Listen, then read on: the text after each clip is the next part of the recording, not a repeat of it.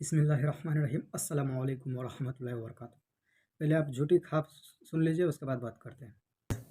آؤ میں ایک بزرگ کا آپ کو سناتا ہوں۔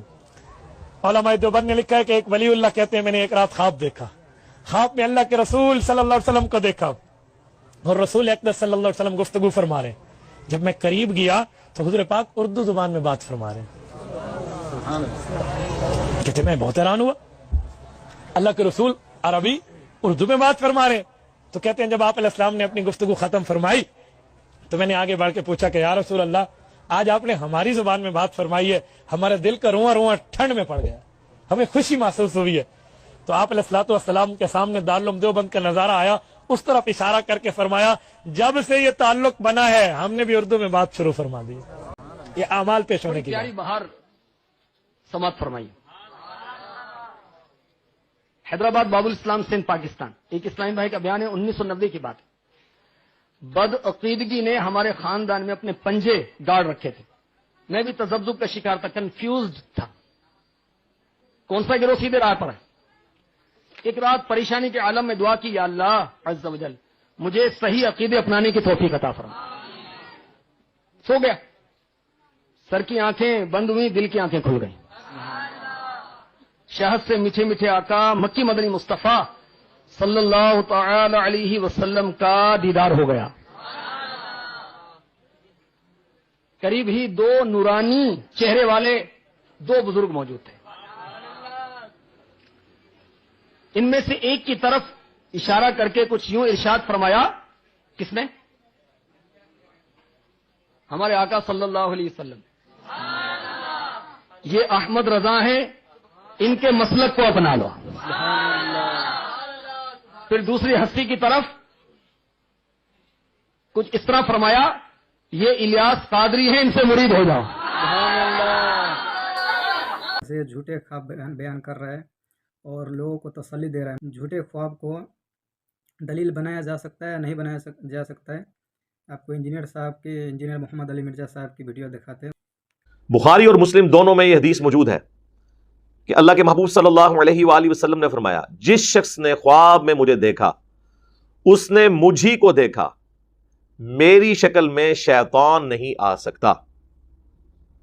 اور ساتھ امام بخاری نے امام ابن سیرین المتوفا 110 ہجری جو تابعی ہیں، انس ابن مالک کے شاگرد ہیں، 70 سے زیادہ صحابہ کی صحبت کی ہے، ان کا قول صحیح بخاری میں لکھا ہے کہ ابن سیرین کہتے تھے اس سے مراد ہے کہ جو نبی علیہ السلام کی اپنی شکل مبارک ہے، یہ نہیں ہے کہ کسی اور شکل میں دیکھ لیا اور وہ شخص آ کے خواب میں آپ کو کہے کہ میں تمہارا نبی ہوں، جو حضور کی اپنی شکل ہے۔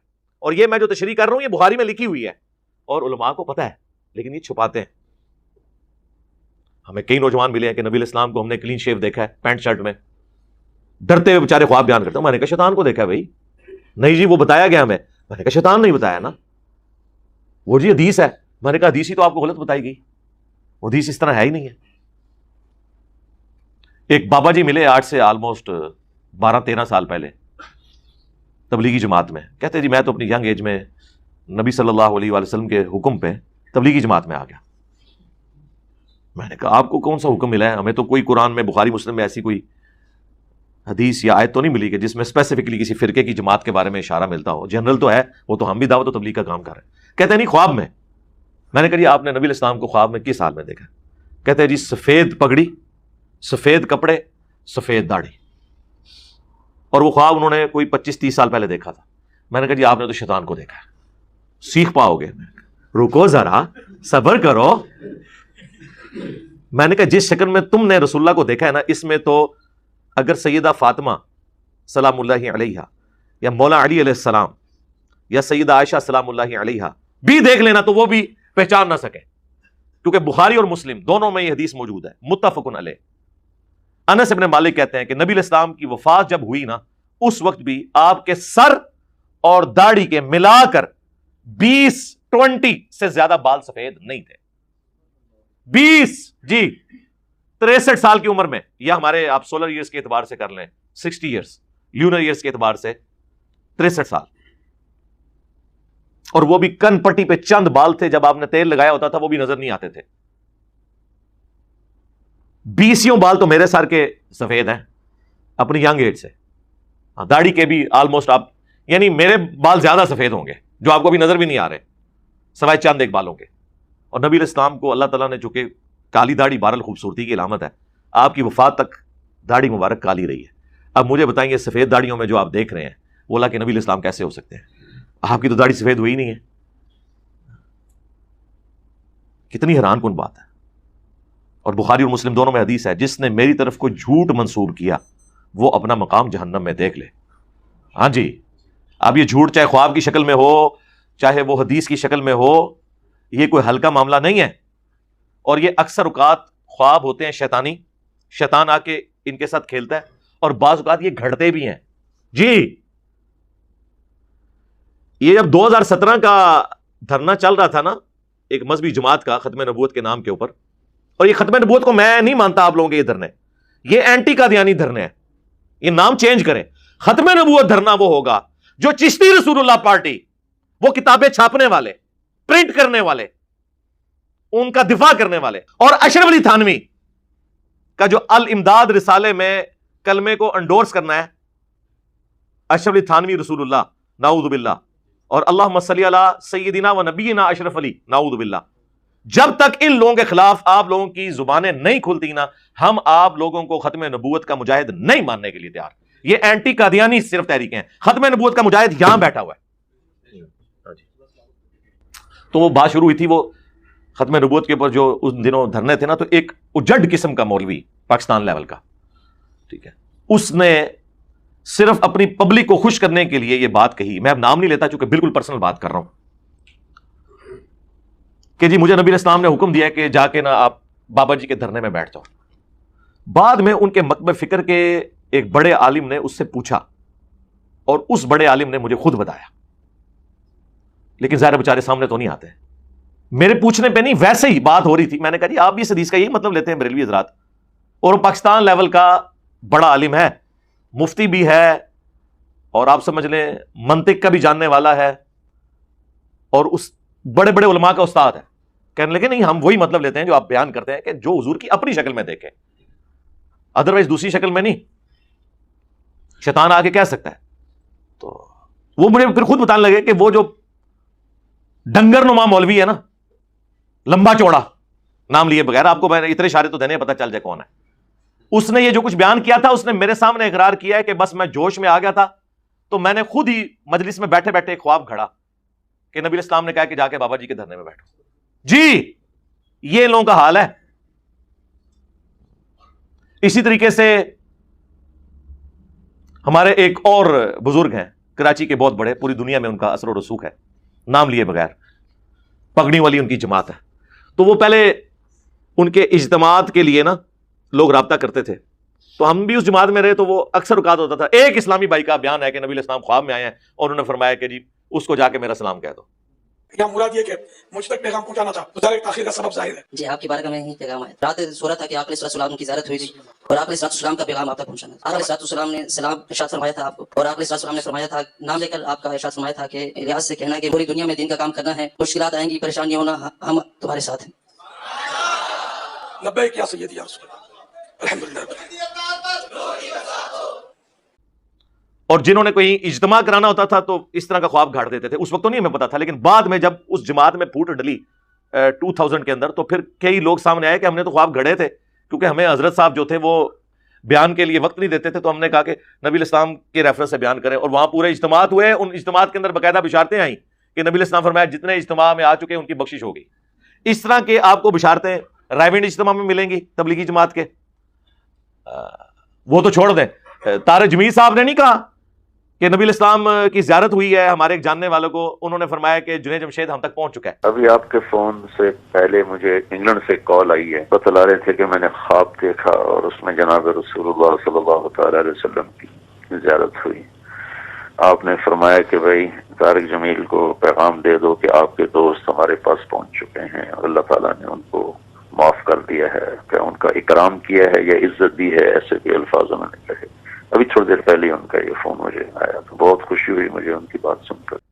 اب میں پوچھتا ہوں جو کہتے ہیں کہ حضور علیہ السلام کو ہم خواب میں دیکھتے ہیں، تو کیا طارق جمیل صاحب کے کہنے کے اوپر آپ جنید جمشید صاحب کو جنتی ماننے کے لیے تیار ہو؟ ہمارے بھولے بھالے بریلوی بھائیوں، وفات تک درجنوں FIR ان کے اوپر کاٹی ہوئی تھی گستاخی کے نام کے اوپر. صرف میں نے دفاع کیا تھا, ان کے اپنے مولوی بھی چھوڑ گئے تھے. تو یہ تیار ہے. تو جب آپ لوگ دوسروں کے خواب ماننے کے لیے تیار نہیں ہیں تو پھر ہم آپ کے خواب کیوں مانیں؟ اس لیے آپ دیکھیں میں نے اپنے حوالے سے کبھی اس قسم کے خواب بیان نہیں کیے. ایک خواب کو میں نے بنیاد بنا کے ایک ویڈیو بھی اس کے اوپر ریکارڈ کی تھی. درجنوں خواب یہاں پہ نبی علیہ السلام کے ریفرنس سے ہمارے اسٹوڈنٹس کو آئے ہیں اس دعوت حق کے حوالے سے, ہم نے کبھی بیان نہیں کیا. ہم نہیں چاہتے کہ ہم قرآن و سنت کے ہوتے ہوئے خوابوں کا سہارا لیں, ضرورت ہی کوئی نہیں. ہمارے دلائل اتنے واضح ہیں کہ ہم کہتے ہیں سب کو سنو, پھر اینڈ پہ ہمیں بھی سنو. اور ہمارے مخالفین کہتے ہیں سب کو سنو, انجینئر کو نہ سنو. یہ ایک جملہ ان لوگوں کا کافی ہے یہ بتانے کے لیے کہ ان کے عقائد و نظریات کسی بنیاد پہ نہیں کھڑے ہوئے. یار آپ لوگ سچے ہیں تو پھر یہ کیوں کہتے ہیں؟ سچے بندے کو کہنا چاہیے جی ہم تو سچائی کے اوپر کھڑے ہیں, جاؤ انجینئر کی باتیں بھی سنو, ہماری بھی سنو, جا کے قرآن حدیث خود کھول کے دیکھو, تمہیں پتہ چل جائے گا کہ ہم فراڈی ہیں. یہ دل کے اندر ان کی جب آواز آتی ہے نا آخری جملے کا حصہ, تو وہ پھر یہ بات کہنے سے پیچھے ہٹ جاتے ہیں. وہ وہی کہتے ہیں جو کافر کہتے تھے, لا تسمعوا لهذا القرآن والغوا فیہ لعلکم تغلبون. جب قرآن پڑھا جا رہا ہونا تو شور مچا دیا کرو, اور یہی ایک طریقہ ہے جس سے تم غالب آ جاؤ گے قرآن کی دعوت کے اوپر. وہ اپنے ذوق میں سمجھتے تھے, ایسا تو ہو نہیں سکتا. تو میں یہ آپ کو بتا رہا ہوں اس طرح یہ خواب گھڑتے ہیں باقاعدہ. آیا بھی ہو, ہم تو اگلی بات کرتے ہیں, اگے ٹورو, آیا بھی ہو تب بھی نبی علیہ السلام کی جو اپنی شکل مبارک ہے بس صرف اس کی گارنٹی ہے. یہ نہیں ہے کہ کوئی بھی خواب میں آ کے آپ کو کہہ دے تو آپ مان لیں گے. وہ تو غلام قادیانی دجال نے بیداری میں ضلع محمد ہونے کا دعویٰ کیا, نعوذ باللہ. خواب تو چھوڑ دیں, تو خوابوں کی دنیا سے باہر نکلیں جناب, علم کی دنیا میں آئیں. نبی علیہ السلام نے جو کچھ امت کو فرمانا تھا وہ آپ بتا کے. البتہ اب جو خواب آتے ہیں نا وہ خواب خوشخبری کے طور پر ہو سکتے ہیں, لیکن وہ بھی اس انڈیویجول کے لیے ہوگا, جنرل نہیں ہوگا. وہ بخاری و مسلم دونوں میں حدیث ہے, میری وفات کے بعد اب نبوت کی خبروں میں سے صرف مبشرات خوشخبریاں باقی ہیں.